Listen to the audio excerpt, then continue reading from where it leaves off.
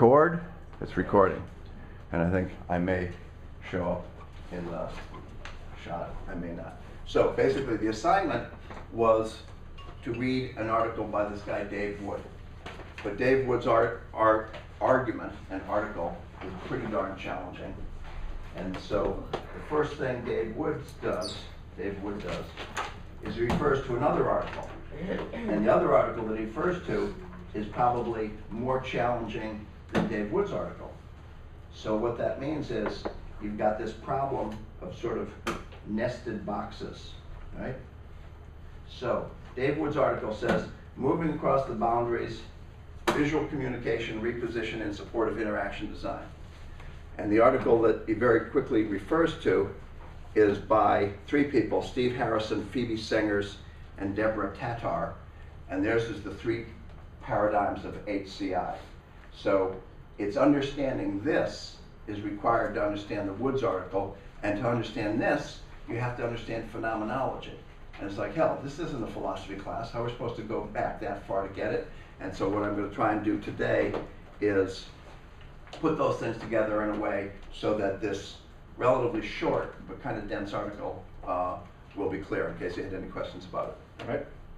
So we'll start with the background history of HCI, Human-Computer Interaction. And what we've got is the idea that there are two paradigms that this is based upon. One is the engineering human factors paradigm, and the other is cognitive science.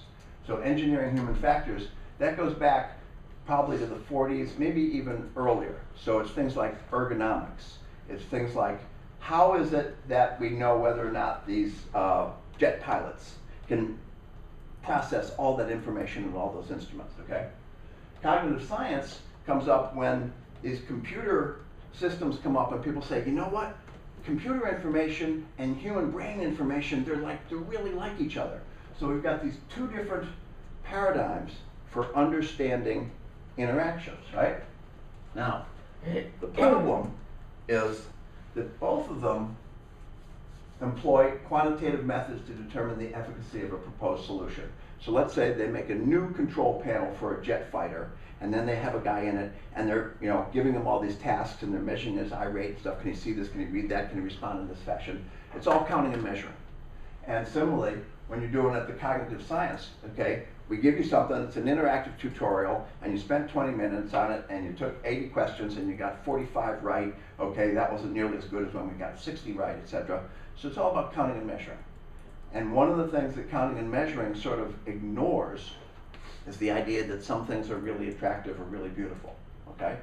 So it's that aesthetic dimension of interaction design is ignored by these two approaches. So the purely procedural quantitative influence, the balance in interaction design has dipped away from aesthetic pleasure towards functionalism and usability. In doing so, aesthetics has been viewed as inversely proportional to usability. And that's something that Steve Krug keeps saying. He says, I'm not that old guy on the porch who says you can't make it beautiful. I'm not opposed to making your interaction beautiful. I'm just saying it's got to be usable first, and then make it as beautiful as you want.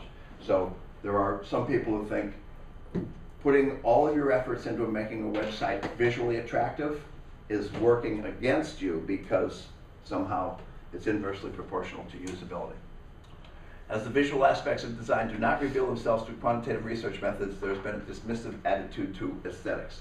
So those two other approaches, the human factors approach and the cognitive science approach, just dismiss aesthetics.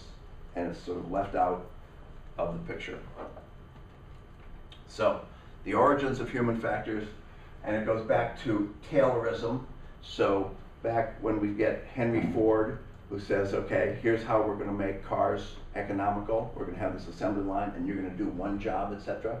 And there are people doing these time motion studies, and you figure out how to make a Model T Ford for the least amount of money, because you've measured everything from what just like, how far do you have to reach to go over and get this wrench to tighten this thing that's on the wheel, etc. So Taylorism is about making it very efficient. And so it's also an attempt to increase production and reduce injury. So as we have assembly line production, there's two things you want. You want more widgets coming off your assembly line, but you also want somebody not falling into the mill and getting ground up, okay, because then it stops production. So this is the origin of human factors. And basically, there was a big impact about pilots being able to use error-free, use increasingly complex control system of planes.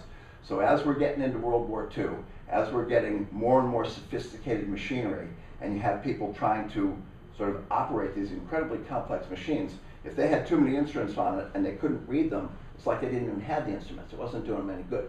So this was one of the origins of human factors. Whereas cognitive science, it is oriented around the idea that human information processing is deeply analogous to computational signal processing. So it's a very behaviorist approach. You've got an input. I give you a piece of information, and it goes in there, and you retain it, and then I ask you to give it back on a test, you spit it back out, etc. So this notion of the human brain is like a computer it's been a very productive and dominant notion in some approaches to psychology. But it's really about information transfer.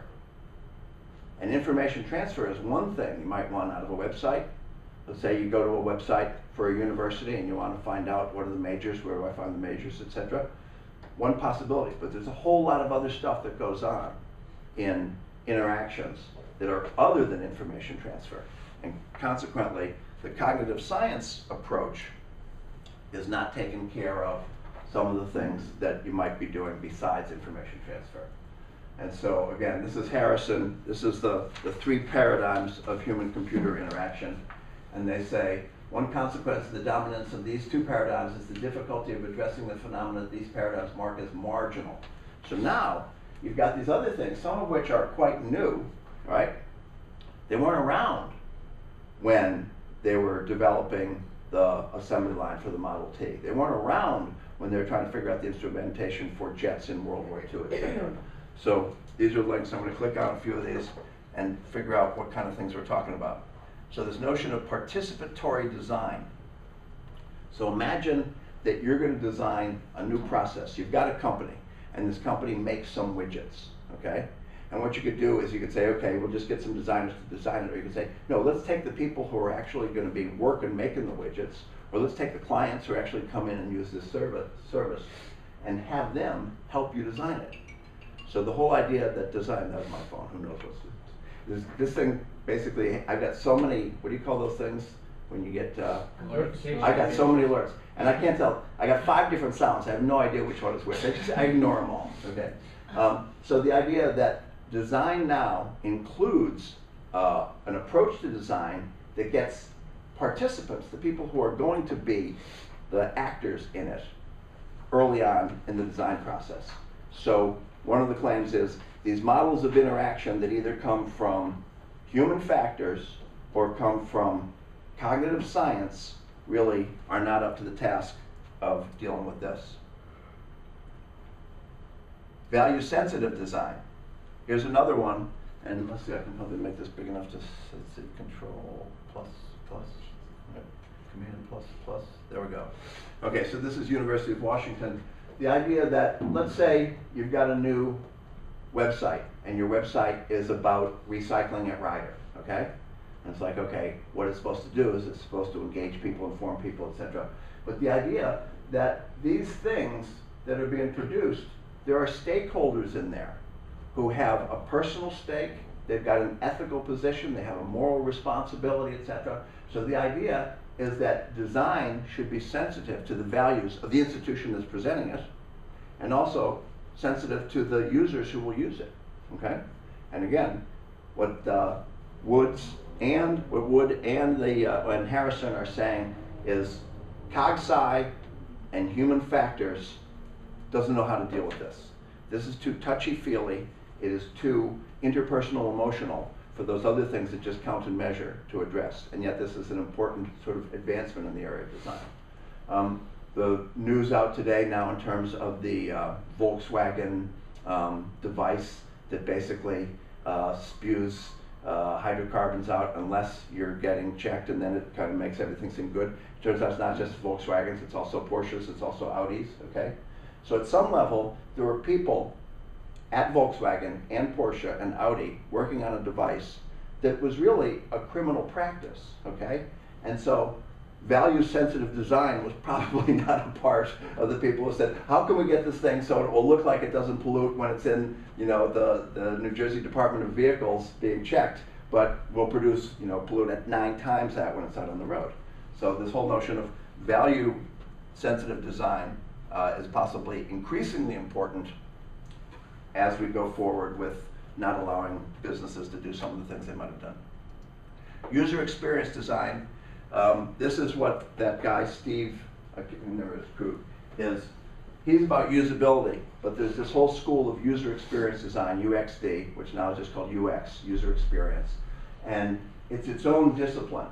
And its background also is about human factors and computer science, but as we start caring more about the user, those things fall short. And so what Steve Krug was saying was Steve Jobs and John Ivey, I think he is, he's the graphic designer for Macintosh, basically are the people who have led a revolution so that what happens is the person who buys this product has got something that's much more intuitive and easy to use because they've paid attention to the user experience. Whereas something else, say, when eventually you got Windows, it was sort of getting easier, but when it was command line computing, the first thing you had to do is you had to learn a whole different language in order to use a computer, right? Ethno Methodology. So this gets into the area of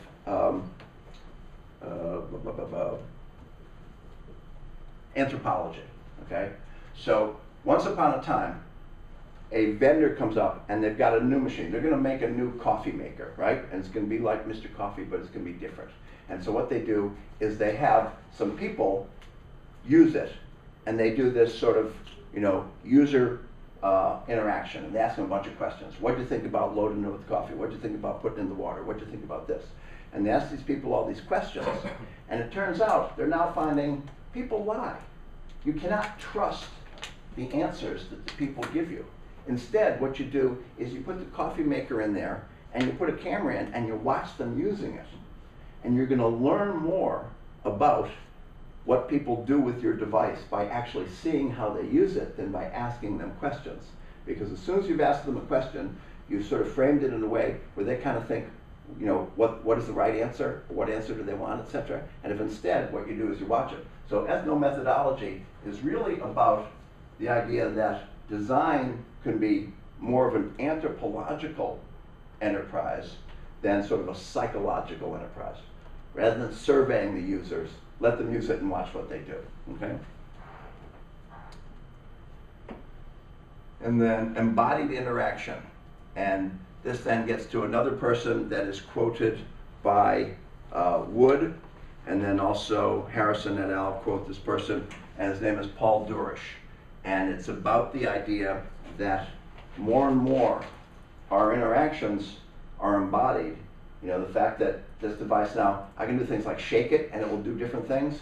So once upon a time, you sat in a chair and you had a keyboard and you had a monitor and eventually got a mouse. And now we have a variety of things that are much more haptic. So it's not just your mind and the information in the computer, it's your body is doing it, and wearable computing and other things like that. So the whole idea that embodied interaction is huge. And we go back then to cognitive science, it doesn't know what to do with embodied interaction. Because cognitive science is based on an old paradigm, which is sort of the René Descartes, mind and body are separate. And what some of these people are saying is, your mind is embodied. Your mind was always in a body. It always had embodiment. And so the idea that the old paradigms are not as good. Okay, now interaction analysis, I had a link in there. The one I think that is, whatever it was, the link that I had was faulty, but I'll fix that. But the idea that there are people who will analyze interactions. So you're sitting down at a computer and you do something with it, right? And what did you do? They will also analyze conversations. You're in your office and the manager comes in and says X, and then you say Y. They'll analyze how this stuff is going. So this stuff too is too interpersonal, too embodied, too fraught with emotions of people for either cognitive science or human factors to handle it well.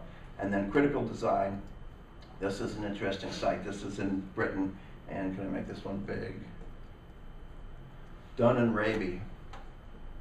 And so, what is critical design? Critical design uses speculative design proposals to challenge narrow assumptions, preconceptions, and givens about the role products play in everyday life.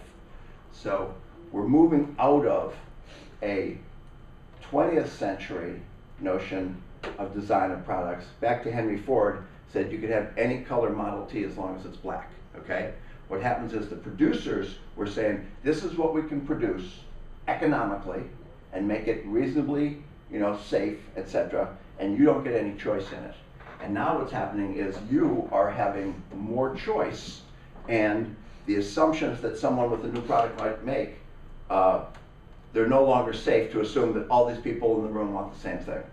The whole idea that you can take your smartphone and customize it in a whole variety of ways. This is about you being in charge of your experience and what you get, all right? All right, so those are ways where the two old paradigms do not serve the new needs. So, why? Because interaction does not equal information processing.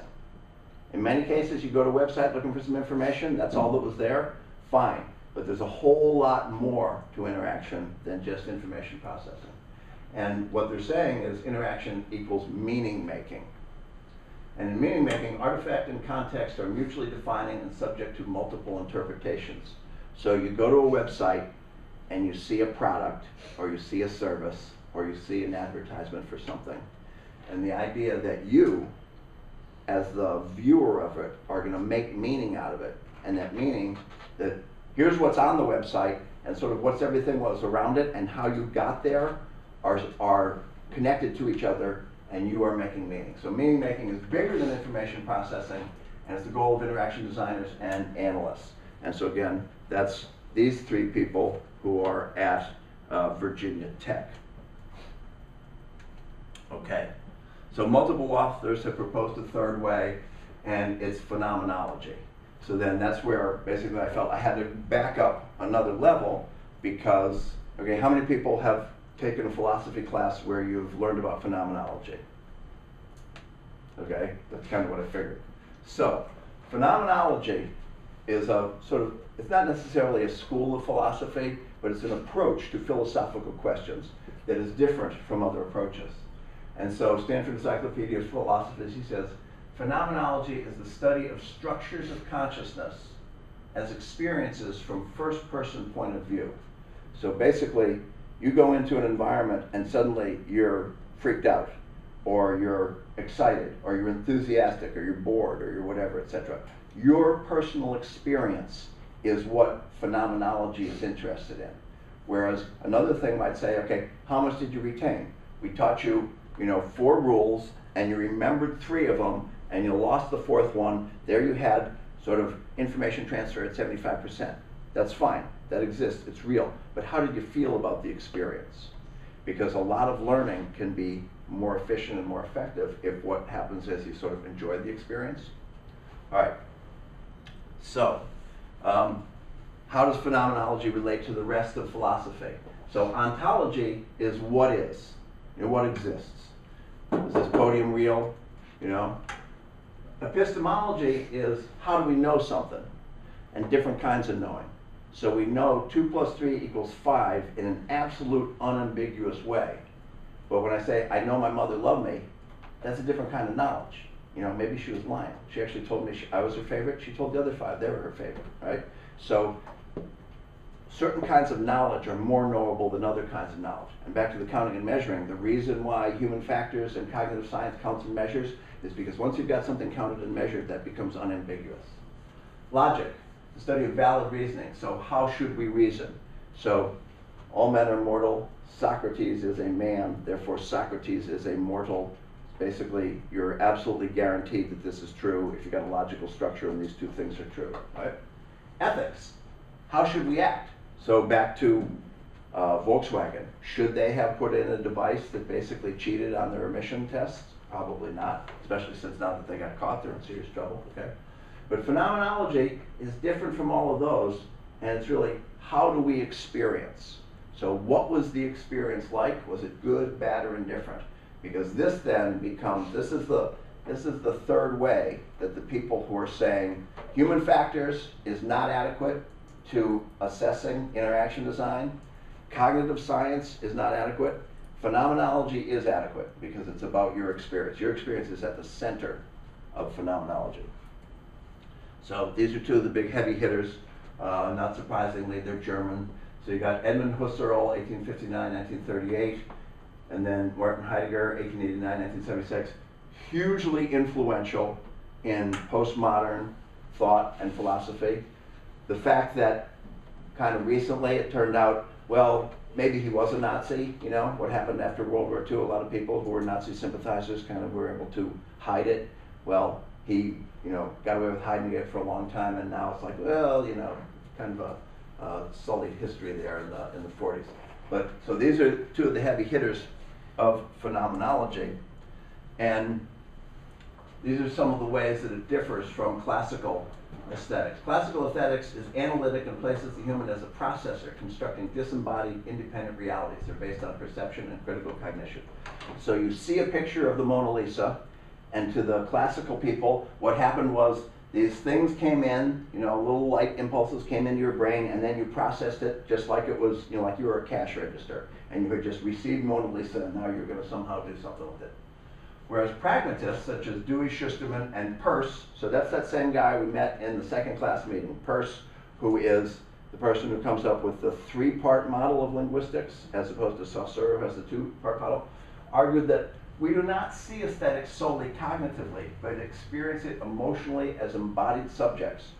So when you hear a song, or you look at a painting, or you look at an ad, or you see a pair of shoes, and you basically are really attracted to these things, or really pleased by them, it's a bodily pleasure.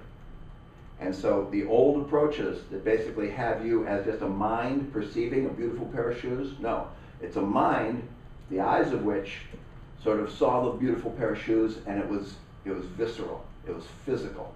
Your pleasure in looking at visuals is not just cognitive, it's not just rational. Pragmatists understand aesthetics beyond the surface and into use, taking into account emotion, intellect, and engagement. And so again, counting and measuring, not so good, dealing with emotion. Not so, with engagement, that might be measurable, but probably not so much. So now, Wood basically doesn't like the term graphic design, and he follows Frascara, and he says he wants the term visual communication.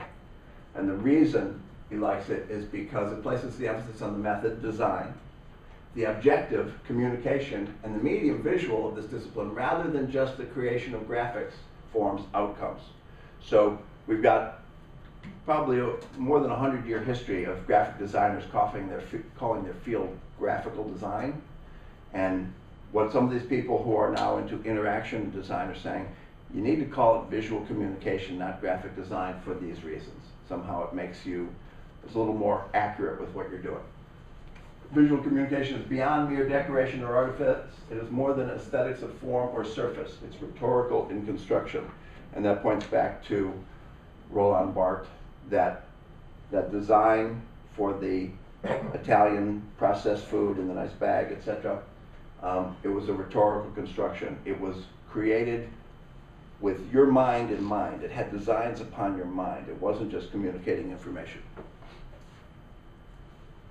So, Wood quotes Barnard quoting Barthes. A denotational meaning requires at least a low-level cultural specific knowledge. So, in order to be able to process that ad for that Italian food, you needed to understand that this pasta box had pasta in it and this can had tomato sauce in it, etc., etc. The connotational meaning is deeper and requires the receiver, user, viewer to contribute to the construction of the meaning. And that's where Barthes was talking about the Italianicity of it. The French audience associated those colors with Italy and associates this nice bag with stuff as you're bringing it home for a home-cooked meal. So what's happening is, it's not just information going into your brain, you are building, you are making meaning. You're a participant in the meaning making that is going on. This is an affective contribution. It is emotional. cognitive, interpretive, and phenomenological. It cannot be reduced to a procedural process of measurement. It is an aesthetic experience that goes beyond the surface into use. So, what Bart said, what these people are saying is, that ad for that Italian food, none of that was decorative. It was all rhetorical, and it was relying on what they knew. You knew that this meant pasta, but also how you felt about Italy and how you felt about a home-cooked meal, and that these things are operating in the visual domain, and they're unreachable when you're using either cognitive science or human factors approach.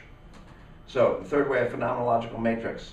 Harrison et al. Argued the first two paradigms were located firmly within an objective and functional view of design and espoused a traditional point of view. Now, human-computer interaction is developing from a position of objective knowledge into a position, I've got two positions, where knowledge arises from situated viewpoints. So, objectivity might be good, might be desirable. I'm one of those kind of people who thinks, for the most part, it's rarely possible, and a lot of times it's not even desirable. But instead, situated viewpoints. So when you think about advertising, it's like, here's a flyer and it goes to, you're a client, I'm shooting it to you because I've got you already targeted, and I want you to read that as a young woman, okay? I got another version I'm going to send to an old man. And the idea that I'm relying upon your situatedness, which would include your gender, your age, your race, your national identity, your religious beliefs, okay? So advertisers who produce these messages are producing them to an audience that they understand as coming from a certain position. When you've got a mass media production like the New York Times, okay, well, they know they got millions of readers, but one of the things they know is the readers are sort of up here on the socioeconomic status, right? And these people, it makes sense to have ads for Chanel, you know, on the page 2 of the New York Times, because the people, a lot of the people who buy the New York Times either could afford to buy something from Chanel, or they would aspire to buy something from Chanel, okay? One of the things I notice when I watch TV, I watch too much TV, but I like to watch certain things. I love to watch tennis. Does anybody watch tennis? Okay, you watch tennis. What do they advertise when they broadcast tennis? Rolex. Okay, that's one thing. What else do they advertise? Premium brands. Luxury cars. Luxury cars. What else do they advertise? Like clothes. Puma. What's that? Puma. Okay, so they advertise some sports things. But one of the biggest advertisers, financial services, right? Because we who watch tennis, we've got so many millions of dollars, we can't even manage it ourselves. We need to hire someone to take this money and put it over into this pot, etc. Who watches the evening news, like the 6:30 p.m. network news? Anybody? Nobody here. Okay. What they advertise are medicines for indigestion, medicines for erectile dysfunction, people with bladder control problems, vitamins for people. It used to be the Centrum Silver for over 50, now the vitamins for over 65, etc. You look at what is advertised on the evening news and you get a demographic of people like me and older who basically our bodies are given out on us, and that's all that's advertised on that. So that collection of airtime is exceedingly valuable to the people who are buying it. They know who's watching it, and they are basically pitching their stuff to people with situated viewpoints. Somebody who says, okay, I can't get it up, my hair's falling out, I can't digest my food, I can't sleep, etc. And these are all the things that are appropriate for that audience. All right, paradigms compared. So this then is sort of the big picture. The first paradigm, the human factors, interaction as man-machine coupling. So you are at a machine, and what we're going to do is we're going to optimize the fit between the man and the machine, and how can we fix specific problems that arise in interaction. So there you have the jet fighter pilot who basically cannot read the instruments fast enough and makes an error and ejects and the jet crashes, etc. Paradigm 2, interaction as information communication, optimizing accuracy and efficiency of information transfer. What mismatches come up in communication between computers and people?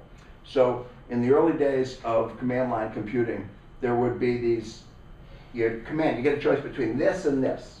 And it turns out you could sit there all day and not figure out what they wanted you to do because the things were not clear enough. How can we accurately model what people do how can we improve the efficiency of computer use? So it was really about, you know, quicker throughput. You sat down, you got the thing working, and it worked for you. But now, here with the phenomenology approach, support for situated action in the world. What existing situated activities in the world should we support? How do users appropriate technologies, and how can we support those appropriations? The telephone, what was the telephone originally designed for? The military, probably? Nope. One of the few things, probably one of the few technologies that was not originally military. Emergency communication. Your house is on fire. You use the phone to call the fire department. That was the main thing they thought people were going to do with telephones, is report emergencies. Turns out there are other things to do, all right? How can we support interaction without constraining it too strongly by what a computer can do or understand? So this then again is going to the human element. People want to do this. And if what we do is we just limit it to what the computer is able to do, rather than make the computer do what people want to do, we're letting what's the metaphor? Letting the tail wag the dog, okay? What are the politics and values at the site of interaction? How can we support those in design? So in addition to phenomenology being physically embodied, it's also kind of ethically and morally and socially embodied. And these things are ethically and morally neutral. It could have been, you know, what we're doing is we're making a machine to kill people, and how can we make it more efficiently, okay? Or this could be, you know, how can we communicate information to get this population to hate these people, okay? So ethically and morally neutral, and this one over here is starting to become ethically and socially responsible. So, again, this is from the 3 paradigms of human-computer interaction. Appropriate discipline for interaction, engineering program, ergonomics, laboratory and theoretical behavioral science, ethnography, action research, practice-based research, interaction analysis. So if you're doing any of these things, you want to use a phenomenological model because it's going to support what you're doing. Kinds of methods: cool hacks, verified design, evaluation methods, a palette of situated design and evaluation strategies. So back to that idea of participatory design, the whole idea that people would have multiple options how to interact with it.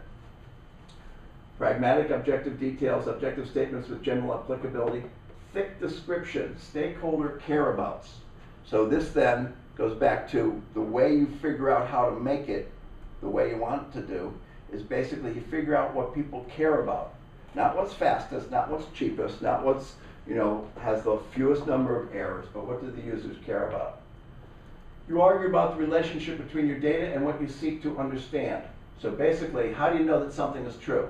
Over here, you try it and it worked. It's true. Over here, you refute the idea that the difference between experimental conditions is due to chance. So again, this is sort of your behavioral psychology approach. Whereas this one over here, you argue about the relationship between your data and what you seek to understand.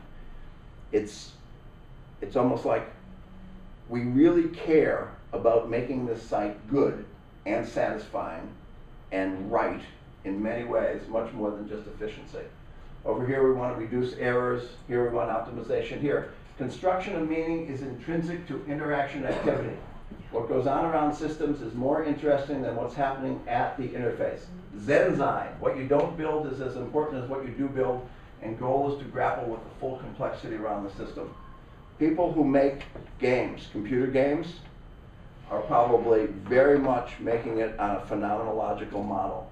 Over here, you might have had some of the earliest ones. Well, basically, if you're playing chess, you know, you can play chess against a machine. That would probably come over here. But as soon as you got into role-playing and interaction, you're having people, you're thinking about the fully embodied person. And now, as people are wearing the wraparound visors, etc., and they've got, you know, sort of the Wii and other things, we're coming into really fully embodied computer, a radical advance upon what the old models had. Okay, so Wood, back again to this one, the short one that needed this amount of background information, I think, concluded a couple things. Dispelled 2 main myths. Visual communication just did the aesthetic bit.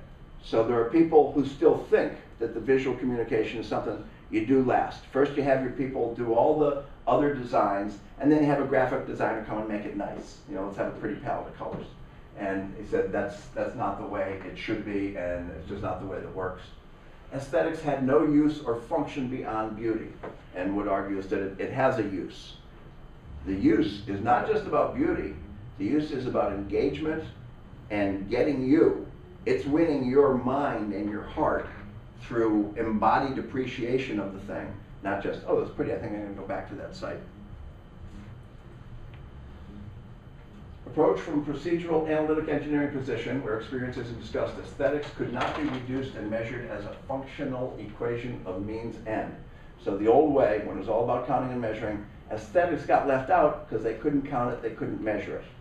And so therefore, that was something that wasn't working. Therefore, the usefulness of aesthetics in visual communication design are immeasurable. And one of the things is, one of the big controversies in education right now has to do with all the testing that's going on. And one of the adages is, what gets tested is what gets taught. So first, you figure out what you can test, and you design the test, and then what you do is you teach the test. Well, if it turns out aesthetics and visual communication are immeasurable, they're not going to get measured, and they're not going to get valued from those old paradigms that used to be in charge of designing things. It's got some further conclusions. Despite what detractors may say, visual communication is a rhetorical communicational situation from where the knowledge, attitudes, and behavior of its intended audience can be altered through the outcome of its graphic design. So, it didn't just make it pretty, it helped you know something, okay? It didn't just make it pretty, it actually changed your attitude about it, okay? It didn't just make it pretty, you changed your behavior based upon the visuals that were in a site or in an interaction, okay? And so that's what they're saying is it's a lot deeper than just the surface. This takes visual communication beyond aesthetics of surface and into aesthetics of use. So back to Steve Krug, usability. If what you need for an interaction is that it work, that's fine.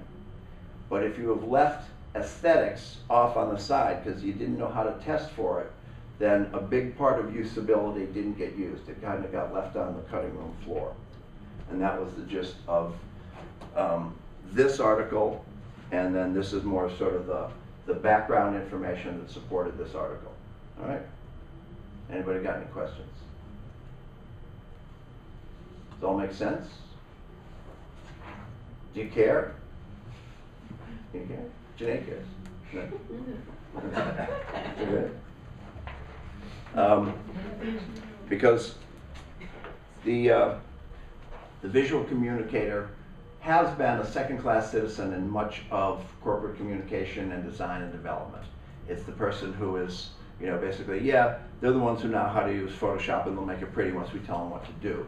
But this is an argument for, no, they need to be in there from the get-go, that the vision, the message is visual, and that you don't want to have those people just be adding aesthetic pleasures to your design, because your design should be from the ground up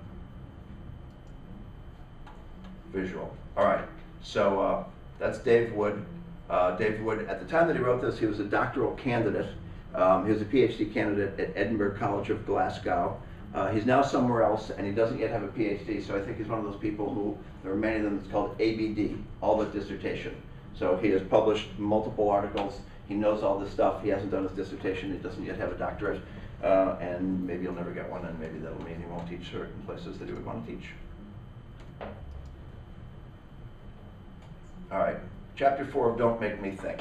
So then this is Steve Krug's Don't Make Me Think, and chapter 4 is one that is unchanged from the first edition to the second edition to the, this is the new revised edition. Don't Make Me Think Revisited, 2014. And one of the things he talks about is if you are given a question, you're on a website and you're given a question, is it this or this? And if you have to think about it, basically that's wrong. There are people who say, you should never have to go 4 clicks deep to get what you want. And he says, it doesn't matter about counting clicks. Every click has to be a mindless choice. If the first choice is you have to pause and think about it, you're frustrated and you're irritated and you go away. So his notion of usability means that you, the user, should never have to think about something, okay?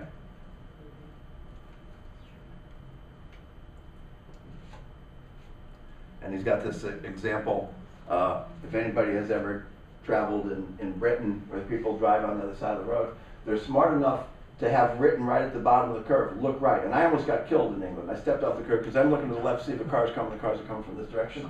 So the whole idea that, you know, usability is about giving your users what they need, when they need it.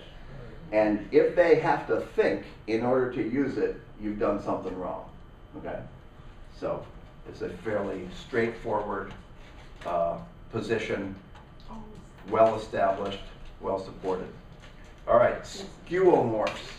I was trying to remember this word a couple classes ago. And so skeuomorph comes from the skeuo meaning container and morph meaning from. So here you've got your iBooks bookshelf. And so this was part of Apple system, the iOS, and it looks like it's, you know, wood grained, etc. And you got pictures of your books in it. And some people thought, well, that's kind of not what you should be spending your pixels on. Here's the Apple calendar, and you have the lovely stitching across the top.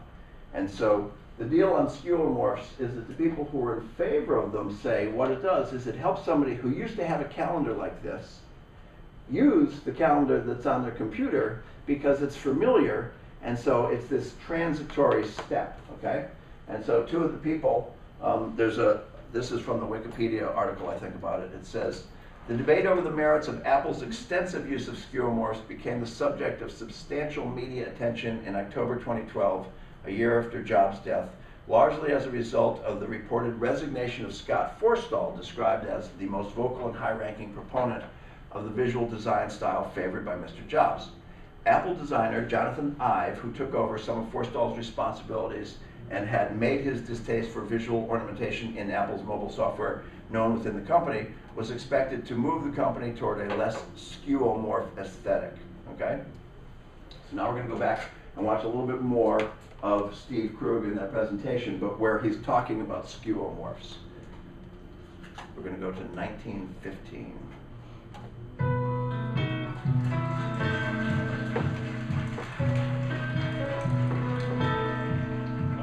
I have a difficult history with certain technologies.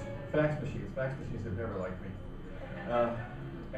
Have a lot of information, but if you did it right, it was clear what information was more important than the other information. So you actually could focus in on different, you could have access to a lot of stuff, but you could focus in on the stuff that you were interested in, or focus on the stuff that was most important. It also did good differentiation between blocks of information. Okay, visual hierarchy. And the other thing is that a lot of these sites are like one page. So navigation has gone away. It's been replaced by anchor links and infinite scrolling. Well, not infinite scrolling, but a lot of scrolling. And that makes sense because on the phone, scrolling is dead easy. You know, you can scroll forever on the phone. And it's a very effective way to get through a lot of information. But it's not on desktop, it's not on a larger screen. Particularly not with a mouse. So, anyway, all right, number 2, flat design. Started. I am not the old guy on the porch. I swear to God, I'm not the old guy on the porch. All right, flat design. I like this. This was a Quora question. What are some good examples of flat UI design? And there was one answer. And the one answer was Windows 8. So, you know. All right. All right, so show of hands, flat design, and I don't want to bias you. Passing trend? Yeah, okay. Great leap forward? Come on, it's okay. You're one friend. It's okay. No? No? All right. Devil's handiwork.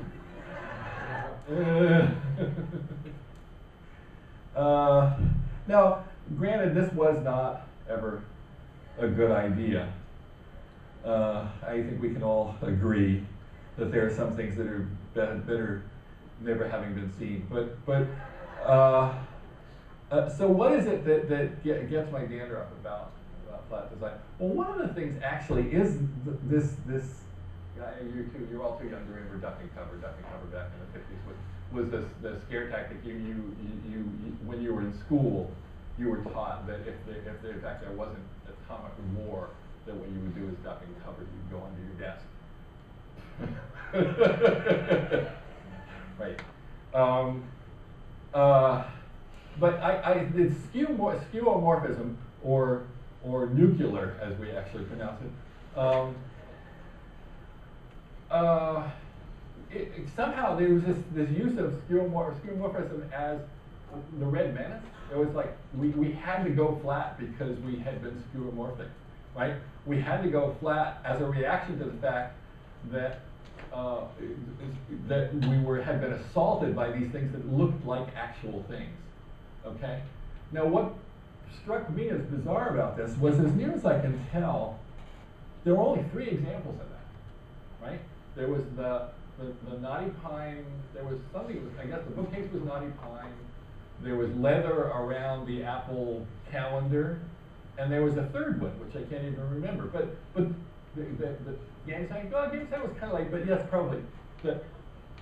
No paper, right? Yellow no paper with lines, right? But gang sign was later, but yeah, and those were the examples. And any article you read said, oh, skeuomorphism, this is so old-fashioned. Look at these 3 examples. They're like really ruining things for everybody. So I didn't get that. I still don't get that. And the reason why I think this is sort of problematic is because it feeds into that, there was this argument that I used to have to talk about all the time, of the usability was the enemy of cool.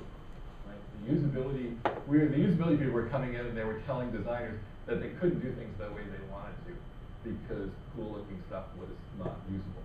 Well, I think we all agreed a long time ago that you can make the stuff look as cool as you want, as long as you've also bothered to make it usable, right? I thought that settled it. I thought that was like, over. So now, yeah. So I thought that was over, and now to me, flat is sort of reviving now. Flat is because there are many ways in which, and I don't have the examples on here, but you know what the examples are. That there are buttons that you don't know that it's a button because it doesn't look like a button. Okay. Now I'm not saying that it has to have a gradient. I'm not saying it has to have a drop shadow. But could we have rounded corners? Could it not be the full width of the mobile screen so that it doesn't so that it doesn't look like a header or a divider? So what I'm arguing against in reality is flat done bad. But the idea that flat is cool and that cool is better than usable encourages flat done bad, flat done poorly. So. All right, so that's sort of the gist of his argument there. And again, there are people who think, he's over the hill, old hat, old school, but the latest edition of this is still selling thousands of copies because the most important thing is that your site be usable, and he's not opposed to it being aesthetically pleasing. He's not he probably hasn't bought fully into Wood's argument about how deep and valuable aesthetic pleasure is, but he's not opposed to it. He just says usability comes first.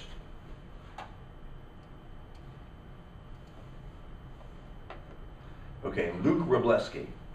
Luke Wroblewski has multiple, he is product director at Google. So he's somebody, right? Before he was that, he was lead user interface designer at eBay and the chief design architect at Yahoo. And so these are 3 of his books that are available.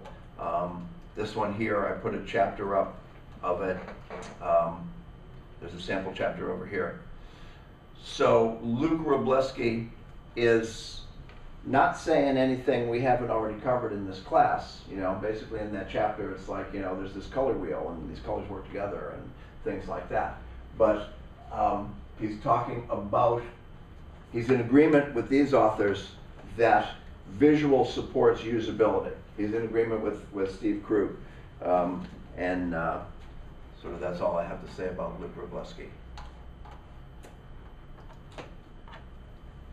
3 paradigms of HCL. So that was this article here, which is I'm not asking you to read it because I just sort of explained it to you. And what do we got? Okay, so now I did have one visual communication in the news that I thought was kind of interesting. And it has to do with the new flag for New Zealand. So this was a New York Times article last week. So there's the old new flag of New Zealand. New Zealand was a British colony. So you got the Union Jack over there, and then you got this. This is the Southern Cross. So it's a constellation that you only see in the Southern Hemisphere, which is where New Zealand is. So they got sort of some of each. They got the empire they used to be part of, and they've got the physicality of where they live, right? That's the new one or the old? That's the old one. Oh. So there's a guy, basically John Key, ran for prime minister, and he says, if you re-elect me, I'm going to have a referendum on making a new flag. And so he got re-elected. So now there's a referendum for the new flag. And here's the New York Times article. But here are the options. Okay, so think about the old flag, right? There it is. And then this is one option. And it's like, wow, that's different. And what the fern is about is that the people in New Zealand, the Maori, I'm not sure how to pronounce it, this is a very important symbol for them. So now what you've got, you still have the Southern Cross, you've got red, white, and blue, which were the colors of the Union Jack, but you've got this fern image, so that's one option. And basically, thousands were sent in. Let me say at the top of the article, it says, the flightless kiwi bird with green lasers shooting from its eyes has been ruled out, as has the woolly sheep with red stars for its eyes. So lots of people sent some crazy options. They limit it to 5. But what's going to happen is people are going to vote for either one of these 5 or keeping the Union Jack one. And there's a lot of New Zealanders who probably identify as, even though they're no longer British subjects, they kind of like the fact that they were British subjects, so they're not getting rid of the Union Jack, okay? So this is another one, which is, I mean, that's a powerful flag, you know? It's rather unusual. One, it's got the red, white, and blue, and it's got the black. Here we have the fern has gone very graphical. So if you've ever seen ferns grow, they start like that and they kind of unravel. So there's a black and white graphic of the fern. Here's the fern just in black and white. So basically forget Great Britain. The Union Jack is gone. The red, white, and blue, gone. None of that stuff. St. Andrew's grass, gone. So, What about the 5th one? let's see. There we go. So now we've got the fern, we've got the red, white, and blue, we've got the Southern Cross. We got it all, you know? So, okay, I'm going to go back through them quickly. Let's say, imagine you are a New Zealander, and you're going to get to pick your flag just based on appearance. You got number 5, you got number 4, you got number 3, you got number 2, you got number 1, and you got the old one. What's your vote? What do you want? Yes? 5. Yeah, I like 5? 1. You like 1? 4. 4? Yeah. All right, so let's see. And when you say 1, you're not talking about keeping the Union Jack. You're ready to sacrifice that, right? Yeah. Even though you are British, you're just going to toss that, right? Yeah. All right, the hell with that. How can Okay. you draw that? Like, What? I feel like if you were a kid trying to draw that, you have a hard time. Might be. Okay, so you like 1, and then most of the people like 5. But was there somebody like 4? Yeah, I did. Okay, let's see 4. Yeah. wrong. I like. See, 4 is like, I like it, but that's not a flag. That's not a national That's first flag. year art student. Yeah. No, and it's like, That's not my flag. that's a logo for that's a logo for a place that sells plants. For You some know? reason, I thought it was just black. I thought it was black on white. But No, I the didn't thing, black don't on remember white on having those black. signs. What do you like about So it, much Justin? confusion. I like contrast. I liked it. I liked it. I like contrast. I say do away with all Reflections. the. Yeah, do it. Right? Yeah. Right. Get rid of the red, white, and blue. Yeah, I'm over that. Yeah, exactly. Because I know like for New Zealand, like black is like their color that Yeah. they associate with. So why keep red, white, and blue? Like History. Yeah, I know and it has history, but it's the history thing. So We're we getting got, rid of it seems like they want to get rid of Why it. are we right. keeping So basically, they're no longer a British colony, but they speak English, okay? So basically, they were a British colony for so long, there is this very sort of strong English influence. And so you get rid of the red, white, and blue, and it's like, you know, they were never part of England. They are trying to get rid of it. Originally, though. If some prime minister is running under the assumption that if you elect me, I'm going to change the flag, and he wins, it pretty much seems like they don't want anything to do with. Well, What one of the the, flag okay, stands for. let's say, here's everybody in New Zealand. Here's a, substantial minority that likes the old flag. And then here's a bunch of other people who don't like the old flag, but they're not all in agreement on which flag they like, right? So he could like the old flag, and he says, all I'm gonna do is have a referendum that says any of these 5 are the old one. So now, the substantial people who like the old flag, they're all voting for one flag, and the people who want the new flag are divided 5 ways. So it could have been, like most politicians, he could have been just really clever, and just said, vote for me and you get to vote on a new flag, and guess what? You're getting the old flag. All right, so, any questions about any of that? All right, why don't we take a 10-minute break, and then I asked you to bring in a draft of your visual analysis. When we come back, I'm going to tell you about my visual analysis that I have not yet started, but I'm going to tell you about what I'm going to do with it, and then you're going to swap your papers, okay? So it's 7:43, so we'll come back at 7:53, and again, I am sad. I'm sad that the Mets are no longer in the World Series. It was a heartbreaking 5th game, but these things happen. Okay. No, so basically, right, but are you going to be able to have somebody see it? Yeah, okay. That'll work. All right.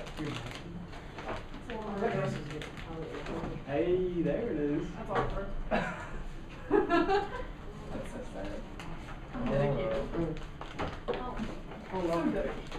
You definitely sold it, that paper, you sold Huh? it. Your stuff just runs anywhere. Does that matter? No, so basically, if you've got a draft that you can share with somebody. Yeah, I have a draft, I just didn't finish all of it, but I was in hospital, so Oh, I'm that sorry. was- You okay? Yeah, I feel better, but I couldn't finish this. Okay. Recovering best again. Okay, well, I'm glad that you're recovering. I'm sorry to hear that you went in the hospital in the first No, place.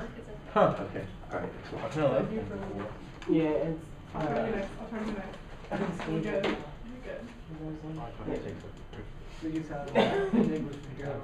We're good. Well, you need to be able to see. There's all the detail in there. Like the more you look at it, there's like all the type of stuff I'll try going. not to write like 3 years on you. Zero. Hmm? You have a draft?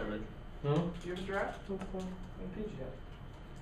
It looks better in color. What? Susie. Yeah, kids said Can you pass me sandwich. my There you iPad? stop. Yeah. Yeah. I didn't know we needed one. Thank you. Michael, did you start your business class? Yeah, I met with her this morning. Oh yeah? I met with her. How did it go? It went well. She's Did you- helpful. We have to speak after this. Yeah, no, it was good. She's concerned, but With everybody? yeah. No, mostly everyone, but not her. Oh, us, me? So me, you, and Scott, but not Kimberly. It didn't help. I admittedly told her, I was like, I honestly took like 2 weeks off. What's he say? I was like, I was caught up reading everything for the other class. And she was like, oh, I understand, but I'm a little concerned that you guys are falling behind. I was like, nah, we'll be fine. You got this. This isn't your color. I haven't started my plan. Yeah, apparently your problem is that your plan is just like, you got too much. You proofread it. We don't have anything. Your problem is you have too much. I have too much, you have nothing. I'm like, Yeah. I don't know. I'm just gonna get by. Yes. I have to- But I think she's on that same mindset though. I think she caught on that we're. The fact that she's lowering her standard because you got. Yeah, pretty, she's just like, I just want to see you guys pass. Is that what she I was said? like, Is that what she said? yeah. It's like, I just want to see you guys pass and not have a problem. I was like, Wasn't too bad. It was like Express probably their like 10 to 15 concern people. with the other one. Everybody got sick or something. no, which one? It's just No. so difficult with She just said that we were in, she was concerned about us. But she just emailed me, what time is this